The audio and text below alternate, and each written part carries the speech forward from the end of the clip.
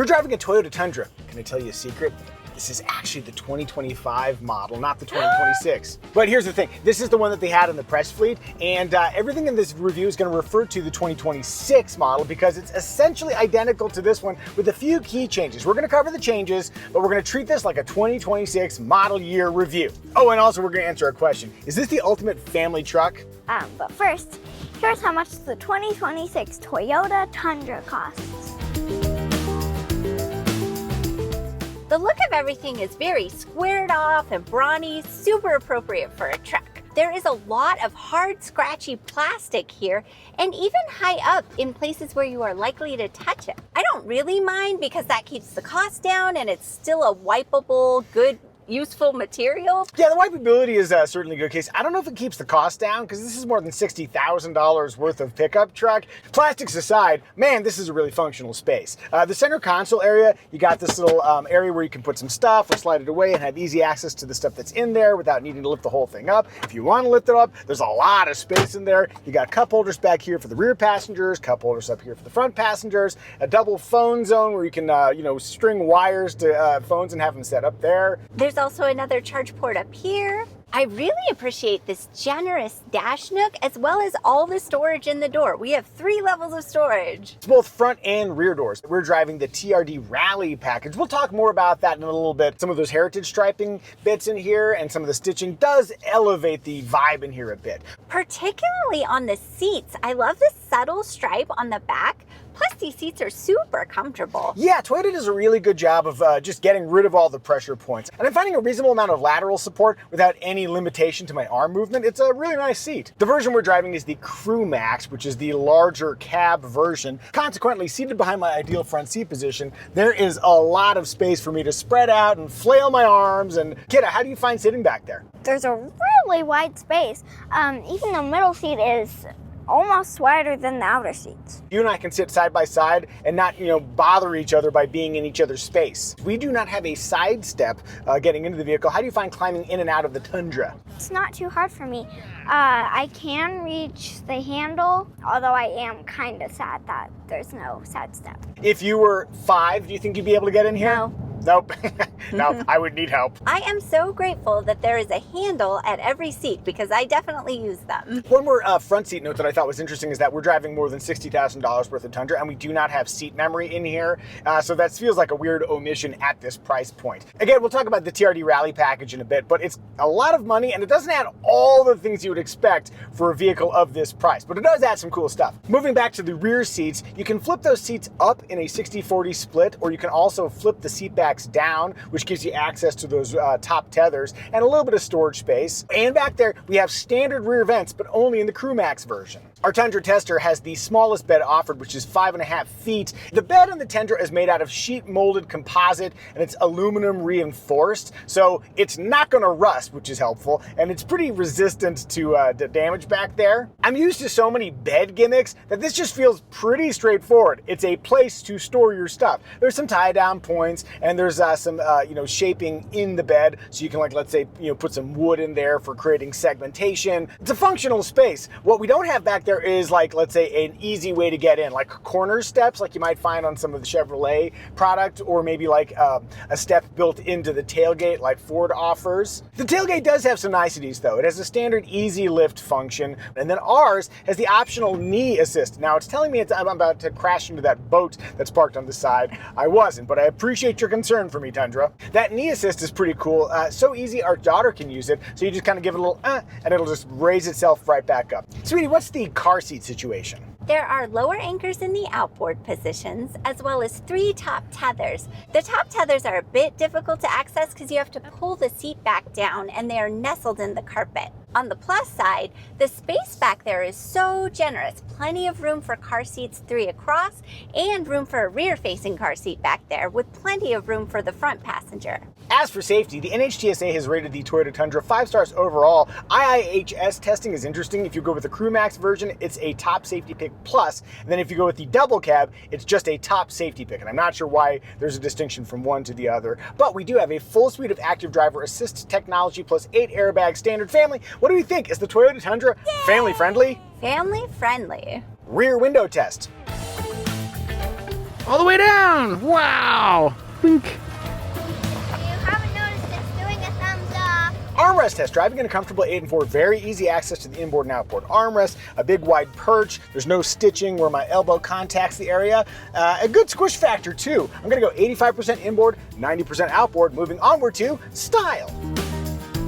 Is the Tundra style doing anything for you, sweetie? I really appreciate how sculpted it is. I actually kind of got the impression this was a smaller truck than it was based on the exterior. Yeah, it doesn't have that slab-sidedness. It's nice. As a proper truck, you can get the Tundra in a variety of body and bed configurations. There's the Crew Max that we have, which is the big roomy one. There's the double cab, but that's only available on the lowest SR and SR5 trims. Then for beds, there's 5.5 feet, 6.5 feet, and then an 8-foot bed. And that 8-foot bed only comes on a double cab. Okay, it's finally time to talk about the TRD Rally Package. Sweetie, tell them how much you like those stripes. Oh my gosh, the stripes are so cute. It's just a couple of little stickers, but it changes the whole vibe. It really does change the whole vibe because it's not just a couple of stickers, it's actually a bunch of equipment. So with the TRD Rally Package, bundles a bunch of stuff. This 14-inch screen, dual zone automatic climate control, power seats, though again, we do not have memory. Because it encompasses so much equipment, that TRD Rally Package is not cheap. Here's how much you paid for it in 2025. In 2026, the price has increased, but also they now make you buy a mandatory $4,000 3-inch lift kit. So here's what you'll pay for the TRD Rally Package for 2026. Wow! Distinguishing the TRD Rally Package from the outside, obviously you got these heritage-inspired, red, orange, and yellow stripes, and they appear frequently throughout the exterior. Same thing on these unique center caps. Those are 18-inch wheels, and we have all-terrain tires here from Michelin. Working our way down the side, more heritage, and if you were to look underneath the vehicle, we do have skid plates. If you're wondering, is there more heritage striping back here? The answer is yes, there is. But also, if you look underneath the vehicle, you wouldn't be able to tell, but there's a locking rear differential back there. So what we have is a stylish and functional package. In that spirit, I'm wearing Flying Eyes eyewear. They are stylish and functional. Super thin temples mean they fit comfortably under a headset or a helmet, making them perfect for pilots like me. But normal commuters or motorcyclists appreciate them too, because they're so lightweight and comfortable. If you'd like to help support the channel and you're interested in aviation grade eyewear, click the link in the description below to learn more about Flying Eyes. Despite a comparatively massive price for the TRD Rally Package, we think it adds a lot to the Tundra's vibe, and we really like the look of the Tundra overall. But what do you think? Do you like it? Do you dislike it? Tell us in the comment section. Also, thank you for supporting our channel. Whatever you do to support us, we appreciate it. Moving onward to In Motion. When I say drives like a truck, do you think, oh, I bet that's a lot of fun to drive? No. No, you really don't. It's like big, massive, slow, lumbering perhaps. The Toyota Tundra has some of that. It is pretty big. This is a fairly slow steering ratio, but in terms of ride quality, we've got coil spring rears, so when you go over bumps, sometimes you'll get a little bit of that live axle kind of jittery feeling, but the coil springs do a pretty good job of smoothing out the road. I've found this thing to be very pleasant to drive, and no, it is not a sporty truck, despite all the cool heritage stripes, but it's doing all the things a truck should do, which is go where you want it to go and get you there in reasonably pleasant fashion. In all but the lowest SR5 trim, you have a few different drive modes to play with. I'm put it into sport mode now. We are getting a little bit of eager response from the 10-speed automatic transmission and the twin turbocharged 3.4 liter V6. Let's just floor it and see what we get in terms of power floored. Whee! Decently quick downshift and good pull. What's fun is that this is not the most powerful version of Tundra. There's a hybrid version that's even more powerful above this, but I feel like there's plenty of pull there. And because we don't have the hybrid version, watch, I'm gonna come to a smooth limo stop, and I'm really, calling my shot there. You sound so confident. I sound so confident, but no hybrid weirdness. Okay. True story. Yeah, it was pretty good, pretty good. Not my best stop, but a pretty good stop. So on-road, the Tundra drives like a truck, but like in the best version of that. If you want to go off-road, you can certainly do that as well. They offer part-time four-wheel drive with a low-range transfer case. But if you want to go extra far off-road, they do offer a TRD Pro version, Falcon Wild Peak AT tires, Fox shocks, and you get that locking rear differential, plus multi-terrain select, which is a bunch more drive modes for off-road, and the multi-terrain monitor, which gives you a ton of visibility around the vehicle, plus that quasi-invisible hood view. I think a Tundra TRD Pro would be a very capable off-road vehicle. That's what I think about driving the Toyota Tundra. What does Sweetie think? Evie's at the wheel. We're doing some slow speed maneuvering now. How is this thing? Is it manageable? In parking lots, I had a lot of trouble parking it straight in spaces because it's so long. Perhaps one of the challenges is that the hood comes in, so it's a little bit unclear where the edges are. You do have the 360 cam in here, That's which helpful. certainly helps out. Whoa. So Sweetie's peeling out and making the metal sign. How did the acceleration feel off the line there? Great. Lots of acceleration. So confident acceleration. I am curious though in terms of steering because it's a fairly slow ratio. It took a little adaptation, but definitely workable. And in terms of effort, not too heavy? Not too heavy. Any visibility challenges? Visibility is good all around with the exception of over my left shoulder. There's a huge pillar there that I can't see past. If we were in the market for a full-size pickup truck, are there any game killers that would keep you from driving a Toyota Tundra? No game killers here. Excellent, I'm getting back in the driver's seat. Let's move on to remarks. Infotainment, we have a standard 8-inch screen on the SR and SR5 trims, and then if you go to any other trim, it's this 14-inch unit, which we have optionally here in our TRD Rally version. My, that's a large screen. It sure is. It also comes with Apple CarPlay and Android Auto smartphone connectivity, wireless. This infotainment is so simple, so easy to use. There are shortcuts on the side. The menus are laid out in a way that is easy to understand. And I appreciate the physical volume knob. I also appreciate that the HVAC controls are not in this big old screen and we have physical controls for them. There is a 12.3-inch digital gauge cluster offered, but we don't have it on the SR or SR5 trims like the one we're testing right here. And now, as teased in the beginning of the video, let's talk about everything that's new for 2026.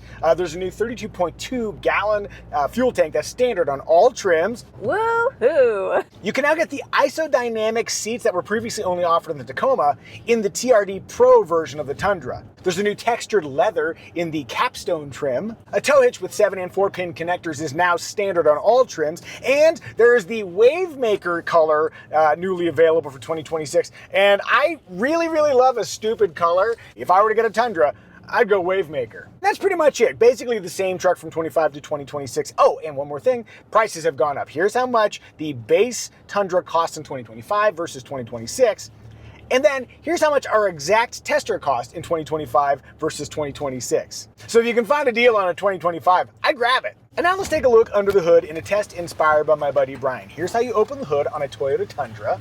Here's where you check the oil level. There's where you add oil. Over on the right side, that is where you can add washer fluid. And if you're wondering what the Tundra's horn sounds like, all right, let's talk engine choices. The Toyota Tundra comes with a 3.4-liter V6 that's turbocharged. It makes less power in the base SR trim. All other trims get a little more power and slightly worse fuel economy on the highway. You can also get your Tundra with a hybrid version of that turbocharged V6. Big power. In all Tundras, you'll find a standard 10-speed automatic transmission, and if you want four-wheel drive, that'll be an extra $3,000. If you want a tow, it maxes out at 12,000 pounds with the SR5 two-wheel drive double cab. All other trims are going to be a little bit less than that. Sweetie, Oh, please share our trim recommendation. I will. Our trim recommendation is which trim will give you the essential Tundra features you'd regret not getting, but at the lowest possible price. The base Tundra SR trim includes manual front seats, single-zone automatic climate control, a full suite of active driver assist technology, and smart key access. It's basic, but it has the essentials. We'd personally be tempted by the nicer and more powerful SR5 trim, but it's also about $5,000 pricier than the SR. Spend more money as your needs demand. All that said, if you're looking for a full-size pickup truck alternative, consider the Ford F-150, Ram 1500, Chevrolet Silverado, or its twin, the GMC Sierra. Or if you're looking for an electric-powered alternative, consider the GMC Sierra EV. Returning to our original premise, is the Toyota Tundra the ultimate family truck? There's a few different things to consider. Number one, we got that coil spring rear, so the thing rides pretty well for a pickup truck. Two, Toyota reliability. And as people who own a Ford Bronco right now with 3 different recalls on it, again, our Bronco has been personally reliable, but you see those recalls from like Ford and stuff, and it's like, Toyota doesn't really have that problem. The CrewMax cab style is roomy as and I like that you can get it on like the lowest trim at a reasonable price. The Toyota Tundra is functional, livable, and reliable, even in the modestly priced versions of it, and it has class-topping resale values. So if for your family value is a top priority, Yeah, the Toyota Tundra is the ultimate family pickup truck. Did we miss any remarks? If so, tell us in the comment section. And now it is our daughter's time to shine. Child, can you tell us what is your favorite feature in the Toyota Tundra? Space! Do you mean like when you leave our atmosphere and you can see all the stars, or what are you talking about? Space! In the car. That gives you a lot of room to like flail and like kick your legs and fling your little cat friend about. It's a stuffed animal, not an actual cat. Family, I think we've done a good job reviewing the Toyota Tundra. May I have a 5 way back there? And a 5. And you. Come get your high five. Lamo. And now please enjoy our AI-generated synopsis song about the Toyota Tundra. Cruising down the highway in my Tundra ride. Rental car that's shining on space. Better yet, I'm popping up that